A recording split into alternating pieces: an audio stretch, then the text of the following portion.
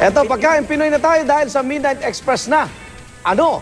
Itong putahing Ilocano na gawa po sa karne ng baboy pero ang lasa, tinola. May halo rin daw itong utak at atay ng baboy. Narito na po ang Midnight Express kasama si Mikel Daes. Naimbag Arabii. Ilocano yan para sa magandang gabi dahil ang handa natin ngayon ay lomo-lomo.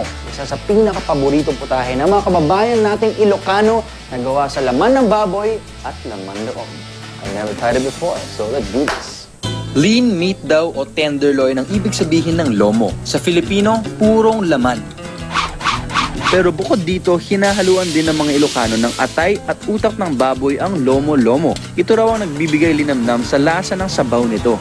Isa po itong sabaw na pinagmamalaki ng mga Ilocano. Ito ay hinalin tulad sa tinola. Ganun yung lasa. Nagpaluto kami ng isang Ilocanong potahe. Okay.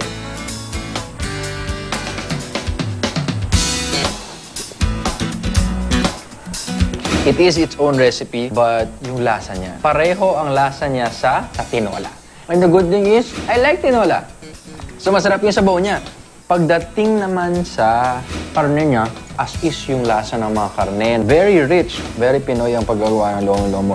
Yung tigas ng atay, yung nangunguya mo yung atay, yung karne, yung lomo, tapos may halong konting taba pa. Parang bagay na bagay sa panlasa ng Pinoy. Pwede mo ilagay sa kanin. Bago pa man dumating ang mga Kastila sa Ilocos, matagal na ang ugnayan ng mga Ilocano sa mga Chino at Malay. At ang lahat ng mga kultura nito na impluwensyahan na ang kanilang buhay, maging ang kanilang panlasa. Sabi-sabi na ang mga Ilocano ay masisinop at matitipid.